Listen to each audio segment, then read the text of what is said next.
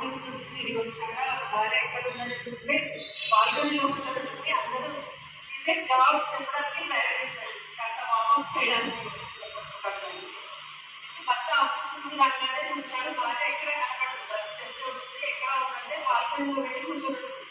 అయితే అడుగుతాడు, ఎక్కడున్నావు అంటే నేను ఇక్కడ బాల్కనీలో కూర్చున్నాను అని. బాల్కనీలో కూర్చొని ఏం చేస్తున్నావు, నేను ఆఫీస్ నుంచి వచ్చి 10 నిమిషాలు వెళ్ళి కాస్త కాఫీ నీళ్ళు పోయినాను వస్తానండి అంటే అంటే ఇంటికి రాదు. అప్పుడు అడుగుతారు, ఏం చేస్తున్నావు అక్కడ అంటే ఏం చేస్తున్నాను నేను చెప్పండి, మీరే కనుక్కోవాలి నేను ఏం చేస్తున్నాను అని. అది ఇప్పుడు ఒక చిన్న కొట్టుదల ఏంటంటే ఆలిని కోల్పోయిన వాడు, ఆలిని వెతకపోయిన వాడు, ఆ ఆలిని వెతకపోయిన వాడి తల్లి మగడి కోసం కూర్చున్నాను ఇక్కడ, కాసేపు అయ్యాక వచ్చి మీకు కాఫీ చేసేస్తాను.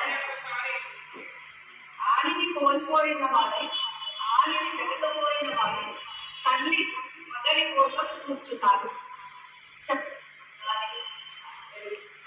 అది మామూలు భాషనే కాదు, గాలి అంట.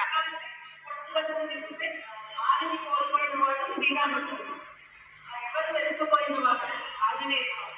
ఆంజనేయ స్వామి తల్లి అంజనాదేవి, అంజనాదేవి వాయుదేవి, వాయుదేవి కోసం కూర్చున్నారు ఇక్కడ.